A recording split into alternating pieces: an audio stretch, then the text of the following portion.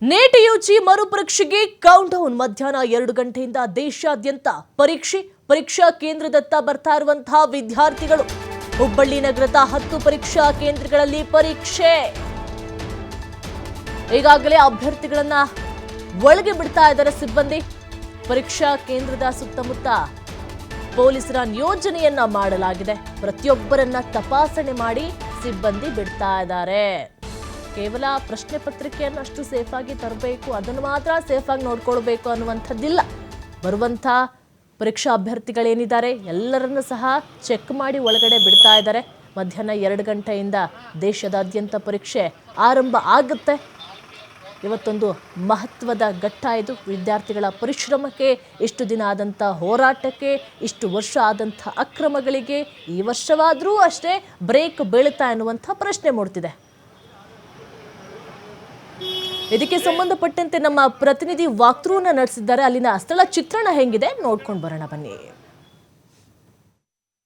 ಇಂದು ದೇಶಾದ್ಯಂತಹ neat ಮರುಪರೀಕ್ಷೆ ನಡೀತಾ ಇದೆ. ವಾಣಿಜ್ಯ ನಗರಿ ಹುಬ್ಬಳ್ಳಿಯಲ್ಲಿಯೂ ಸಹಿತ ಇವತ್ತು 3900ಕ್ಕೂ ಹೆಚ್ಚು ಇಲ್ಲಿಂದರೆ ವಿದ್ಯಾರ್ಥಿಗಳು ತಮ್ಮ ಭವಿಷ್ಯವನ್ನು ಇವತ್ತು ನಿರ್ಧಾರ ಮಾಡಿಕೊಳ್ತಾ ಇದ್ದಾರೆ. ಈಗಾಗಲೇ ಹುಬ್ಬಳ್ಳಿಯ ಒಂದು BVB ವ್ಯಾಪ್ತಿಯಲ್ಲಿರುವಂತಹ PC ಜಾಬಿನ್ ಕಾಲೇಜಿನಲ್ಲಿದ್ದೀನಿ.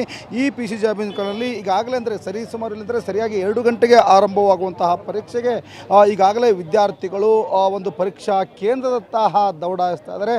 ಇಲ್ಲಿ ನೋಡ್ಬೋದು ವಿದ್ಯಾರ್ಥಿಗಳು ತಮ್ಮ ಆಸನ ಸಂಖ್ಯೆಯನ್ನು ಯಾವ ಕೊಠಡಿಯಲ್ಲಿ ಬಂದಿದೆ ಅನ್ನೋದ್ರ ಬಗ್ಗೆಯೂ ಸಹಿತ ಇಲ್ಲಿ ಅಂದರೆ ಒಂದು ತಪಾಸಣೆಯನ್ನು ಮಾಡ್ತಾರೆ.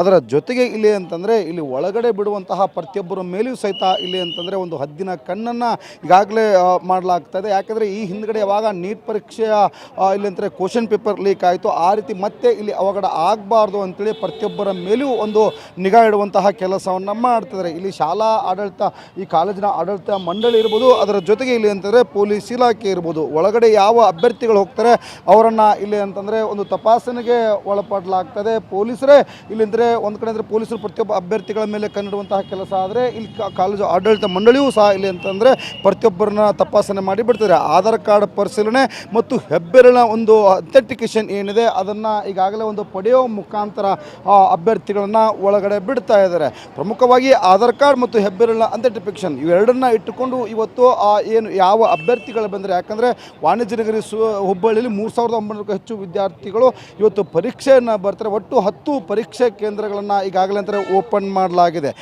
ಈಗಾಗಲೇ ನೋಡಿದಾಗ ಇಲ್ಲಿ ಅಂತಂದರೆ ಪೊಲೀಸರ ಒಂದು ಹದ್ದಿನ ಕಣ್ಣು ಸಹ ಇಲ್ಲಿ ಅಂತಂದರೆ ಈ ಒಂದು ಪರೀಕ್ಷಾ ಕೇಂದ್ರಗಳ ಮೇಲೆ ಇಟ್ಟಿದ್ದಾರೆ. ಅದರಲ್ಲಿ ಹುಬ್ಬಳ್ಳಿಯ ವಿದ್ಯಾನಗರ ವ್ಯಾಪ್ತಿಯಲ್ಲಿ ಅತಿ ಹೆಚ್ಚು ಇವತ್ತು ಪರೀಕ್ಷಾ ಕೇಂದ್ರಗಳು ಬರ್ತವೆ. ಒಟ್ಟಾರೆ ಈ ಒಂದು ನೀಟ್ ಏನು ಎಕ್ಸಾಮ್ ಇದೆ, ನೀಟ್ ಎಕ್ಸಾಮ್ ಅನ್ನು ಸುಸೂತ್ರವಾಗಿ ನಡಿಬೇಕು ಅಂತೇಳಿ ಸೂಕ್ತ ಬಂದೋಬಸ್ತನ್ನು ಪೊಲೀಸರು ಮಾಡ್ತಾ ಇದ್ದಾರೆ. ವಿದ್ಯಾರ್ಥಿಗಳು ಅದರ ಜೊತೆಗೆ ಇವತ್ತು ತಮ್ಮ ಭವಿಷ್ಯವನ್ನು ನಿರ್ಧಾರ ಮಾಡಲು ಇವತ್ತು ಈಗಾಗಲೇ ಅಂದರೆ ದೌಡಾಯಿಸ್ತಾ ಇದ್ದಾರೆ.